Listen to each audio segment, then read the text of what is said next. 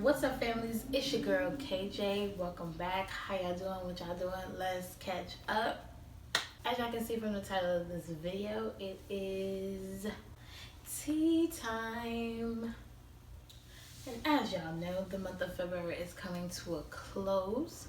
So in honor of the last weekend or the last Sunday for Black History Month, we are going to do a fun review of my personal opinion of Black classics. So mostly Black classic movies and TV shows, maybe, if I get to it. Because right now I have 3 movies in mind. I have 2 movies in mind. So depending on how much time it takes me to talk through that, because I know I be talking, we may get to a TV show or 2. All right, so we're gonna go ahead and get started. Now, this movie is a classic to me and my sister Zarian, but it's not like an old classic. It's oldish, but not old. To maybe Faith, my youngest sister, it may be old. It's ATL. I love that movie.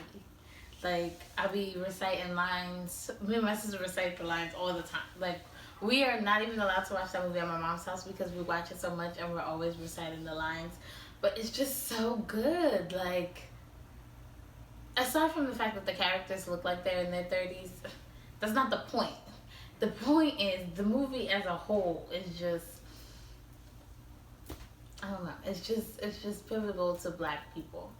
And especially like Black people that like for us, before we moved to Virginia, when we were living in New York, like, you know, we went to school here in Brooklyn. So like most of the kids that we went to school with are Black, and you know, they come from the same background as us. So it was like, I think for us it was just like the similarities and the relation to our real lives. I think that's what makes us like the movie so much. And even when we moved to Virginia, like some of the same similarities that are in the movie are like our experiences that we had. And I don't know about Zari, but experiences that I had with my friends and things like that. So I don't know, it just makes me laugh. And it's supposed to be a drama, but there's some comedy in it too. And I think like the more you watch it, especially as we've gotten older,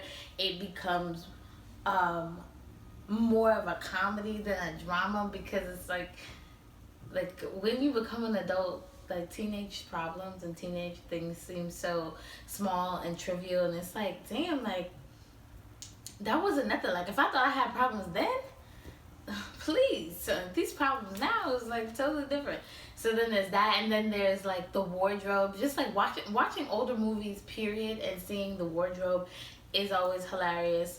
And then it kind of makes you think about like the outfits you used to wear. Like if you have I have this app on my phone called Time Hop, so it has all of my social medias on it. So it'll bring up like videos and photos and posts that I made probably like 10 years ago, and it's horrible, man. I don't know who told me to get that app, because I was seeing posts that I made 10 years ago, and I'm like spelling words wrong for no reason, like putting Y's for I's, dropping E's off the. I'm like, who let me do this? Like, where were my friends? Or like outfits that I wear, like just.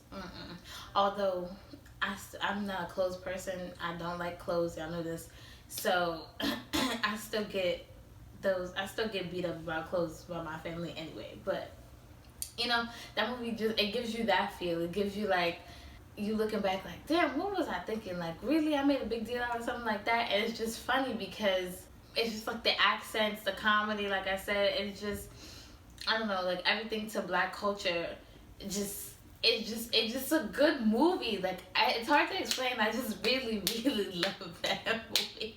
And it's just so funny. I don't know why, but yeah, that's the first one. Like, if you have not seen ATL by now, you need to watch ATL.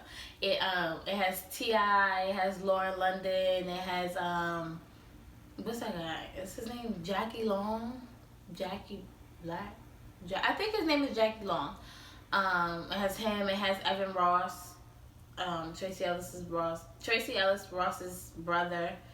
It has the twins that are friends with the Kardashians, Malika, and I don't know the other one's name. I apologize. There's somebody else in that movie. I'm forgetting. It has Big Boy from Outkast in it. And a bunch of people are in that movie. It's a good movie. You should watch it. My next movie is actually a classic. Like, this is my favorite movie of all time. Like, this is top 5 and it ain't number 5. It is number 1. Okay, this is the Beyonce of my favorite movies. It's Coming to America. That movie is a classic in itself. Just for the fact that Eddie Murphy played so many people in that movie just makes it a classic, hands down. Like, it does not get any better than Coming to America. And you can fight me about that. I don't care. Okay, that has been my favorite movie since, as far as my memory goes back. Like, I just love that movie. That one has a comedy aspect to it as well. But like I said, I think my favorite part is the versatility of Eddie Murphy is definitely my favorite part of that movie. Like, he's everywhere. It's crazy. He's the like barbershop man. He's obviously the prince. He's the white man in the barbershop. He was one of the, I think he's one of the girls that they were like speed dating at the club. Both him and Arsenio like had multiple parts in that movie, and it was so funny because it's just like when you take two cultures like that, like the African culture and like a New Yorker, because New York is a very peculiar and what's the word I'm looking for? Like it's a specific way of life up here. So those two specific things to come together in a movie, it's cinematic quality to me, and it makes very good comedy, but it also brings up very real points, and it's a really good movie. And I think for me, I keep loving this movie because I believe that this movie came out like 89, somewhere like right on the cusp of the 80s 90s era. So, and I wasn't born until 95. So watching that movie continuously growing up, like this is with any movie, you see something that you didn't see before, but it's the learning aspect still for me that it makes it funnier, and it makes the movie better because you be like, aha, like this is how this and this came about, and and then it's a timeless movie. It is timeless. How many more times do you want me to say timeless? The movie is good. Watch the movie and just know that I said it was good, because it is. Like, moving on. Anyways, also, I'm like on the edge of my seat, and I'm halfway cringing about the second movie coming out because it's been so long. Like I said, it came out in like late 80s, early 90s, and they're now making a 2, and it's all these other characters, and the storyline that I'm hearing already is like off-putting, but I'm gonna give it a chance because it's coming to America. I must watch it. Y'all just pray for me, because if this sequel is not good, I'm gonna be writing somebody. I might write Eddie Murphy, I might write Amazon, I don't know, but somebody gonna hear from me if they mess up this movie, because I honestly don't feel like it needs a second one. Like, there was no, there were no cliffhangers, like every loose end was tied up. Like, I just don't understand why we had to get a sequel. We did not need a sequel, and I don't really want a sequel. So, moving on. As far as classic TV shows, these are probably these are a little older. One is more current, but this first one, which is A Different World, is definitely older, and it's definitely before my time. Because I think the first season aired in, I believe, 1987 or 88. It was definitely late 80s, was not the 90s. Because it went off in the 90s. I believe it went off the year I was born, or the year before I was born. But let me look at that. 1987. I knew I was right. Yeah, it started off in 1987 and it had 6 seasons. So shout out to them. But when I first started watching it, it was the early version of the reruns, because I remember watching it as a young child. So I had to been about like 4 or 5 when I remember starting to watch it, and I just loved it. Like, first of all, I loved seeing a bunch of black people on screen. Anytime I can see black people on TV, I'm happy, because that means we getting a bag, and I'm all about my people getting the bag. So I was happy. But then when once I was older enough to understand like what the hell was happening on TV, because for me it was just watching. When I first started watching it, from what I can remember, like I just knew it was an extension of the Cosby Show. Like, of course everybody watched the Cosby Show. I'm tongue-tied. Of course everybody watched the Cosby Show and loved the Cosby Show, but then when then when the spinoff came, it was like, oh, it's just an extension of the Cosby Show, I'm gonna just watch it. But once I got older and I understood like what was going on, I was even more happy, because it's like black people getting an education, black people, being successful like in careers other than like sports and music and things that they stereotype us for. Like, yes, we have scientists, we have business majors, we have we have lawyers and things like that, we have activists, so we have teachers, educators, so that was just like, that was amazing. And then it was just a different, especially at that time, it was different because we weren't being showcased on TV like that much. So it was just good to see. And then there was like people from different walks of life. Like, not everybody was rich and had money. Not everybody, some people were middle class. Some people were, barely making it by, having to work 3 jobs, or, on campus or off campus, or commute, or whatever the case may be.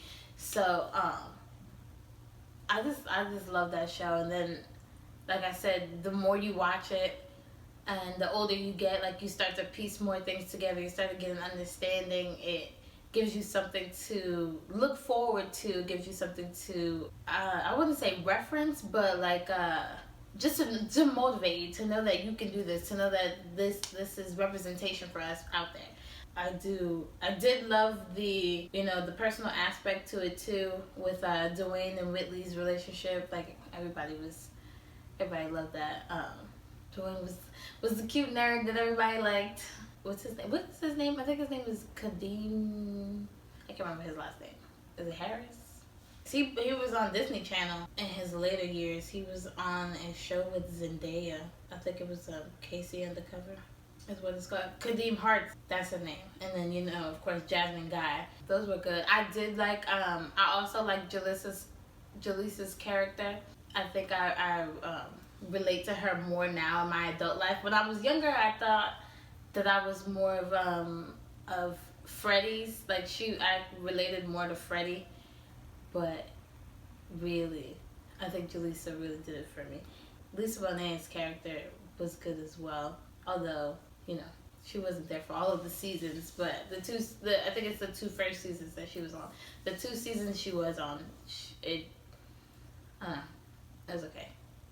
I don't remember her involvement in the show so much because, like I said, it was the 2 first seasons, and then like early on watching the show, I think I was too young to understand, and then by the time I went and rewatched it when I was older, I was like, she's only here for 2 seasons, so you know, I don't know. I just didn't. I don't know. All of the other characters, I was really able to enjoy. I think I think I didn't resonate with her character so much because she left, and this is not to like bash people who go to college and don't like it or it doesn't work out, because I have my degree and I'll be the first to tell you, if it ain't for you, it ain't for you. If you tried it and it ain't working, baby, find something else. I'll be the first to say that. But I think just the way she left, it was like, oh, she up and left. She finished the semester, up and left, and then went to Africa with this dude, and then came back married with a child, and it was just like, huh? And then it was just really weird because then she left Dwayne this letter, and it was just like, I don't know. Her exit to the show just did not sit well with me, and I think that's probably why I never really took to her character. And I was just like, okay, girl, moving on. But yeah, that show is really, really good. I do love that show. I would watch that show again. Like I'm not a binge watcher, and I think that's probably why I haven't watched it so often. But that's a series that I would watch over and over again, because although times have changed as far as college goes, they've changed. I won't say they haven't changed, because they've changed a lot, but there's still such a far way to go, especially for PWIs. Although the show is based off of a fictional HBCU, I'm pretty sure they have their own problems. I did not have the HBCU experience. I went to a predominantly white institution, so I can't really speak too much on that. But I do know that this show is very good for people who are going to a predominantly white institution and would like some guidance, or just like something to relate to in terms of like things that you want to do on campus, or you feel like should be a normal thing that isn't. It's just a timeless show. Like, that show is always gonna make you feel good as a black person to watch, because it's a bunch of black people navigating life, trying to be successful, and learning along the way. Like, who don't want to watch black people be successful? Like, hello. Okay then. So yeah, I like that show. I always have, and I probably always will. But yeah. And plus, this is important. There was some fine men in that show, and I was too young. I was too young to say it when I was watching, but baby, I am grown now. Tupac was in that show when because Jada Pinkett came on I think she came on the show about season 3-ish, season 4, and her ex-boyfriend from Home, which is Tupac. Okay, Mr. Entanglements girl. He was on there. It's just looking fine. Then she had this, but he was her ex from Home. Then she had a boyfriend who was on the basketball team that went to the school. I think his name is Dorian. And the crazy part is, I think Dorian ended up being the boyfriend of someone else in the show that I'm about to talk about. So, shout out to Different World for all the chocolateness and men in crop tops. Oh, that's a trend that needs to come back, okay? These men and their masculinity, they gotta go, because I need to see some men in crop tops, damn it, okay? Yeah, so it's a good show. Watch it. I think the series is still on Hulu, because that's where I used to watch the reruns because I used to watch it in college a lot. But I think it comes on Hulu, if I'm not mistaken. the last show that I want to tell you about is That's So Raven. Because whatever Raven is now, or whatever, however people feel about her, let me tell you something. Raven held Disney down, okay? That's So Raven was the show. Everybody was watching That's So Raven.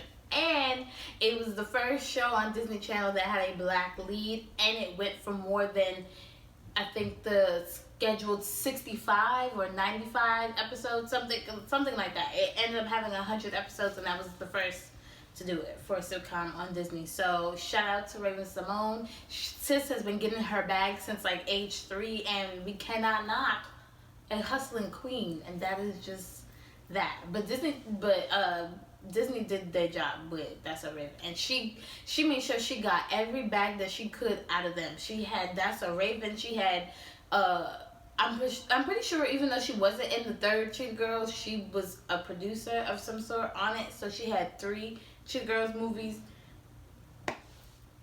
Don't come for Raven, okay? She done did what she done did.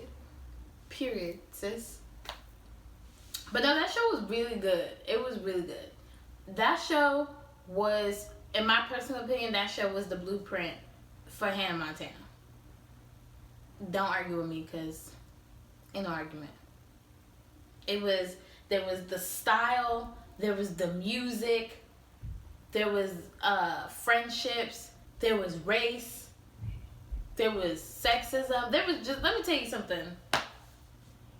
Any problems that was going on in the media, in the world, Raven made sure it was on her show, and she made sure that it was well received by the audience. So that's on period. Okay, that show was just classic, timeless, and I'll watch it now. Now the new show, she got the little Raven's Home. I tried to watch that. It's a little cheesy.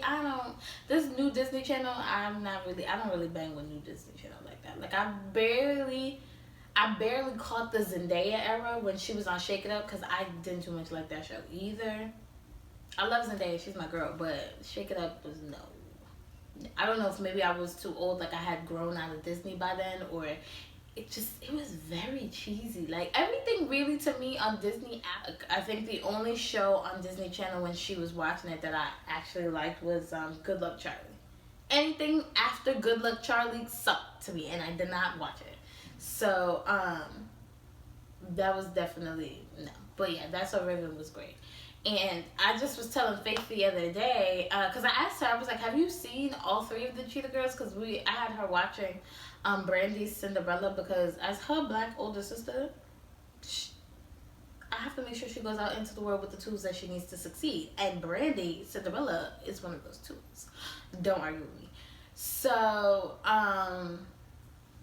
she was like, I think so. And I almost had to like die a little, because am I doing my job? Like, how could she not remember if she watched all 3 of the Cheetah Girls?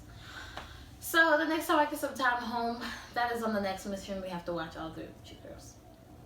But yeah, like I said, Raven-Symoné, she did that. So if your child is not watching if your child's watching Raven's Home and they have not seen That's So Raven, you need to backtrack, sis, and get your life together, because that's a black queen. That's black history, and she needs to see it. And that's on period.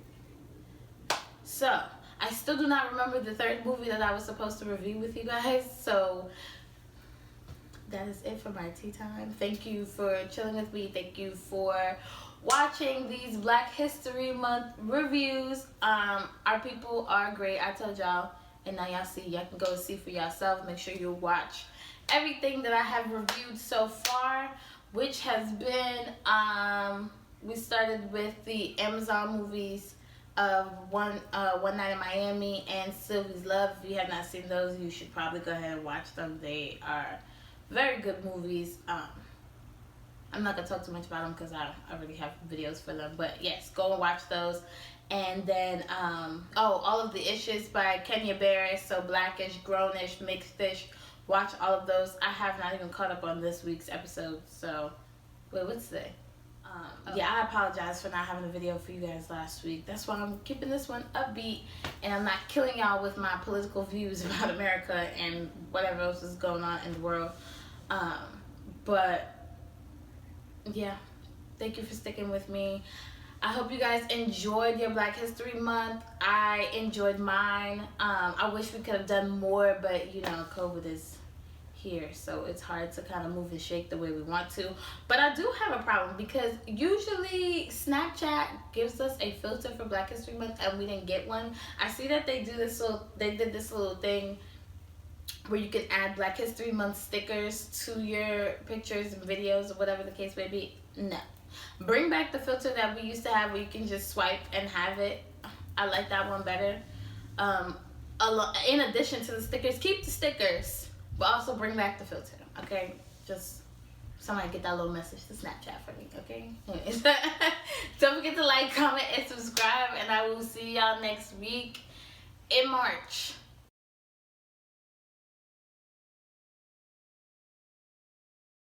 Ugh, March. It's gonna be a year since Corona. Child, get out of here. Bye, y'all.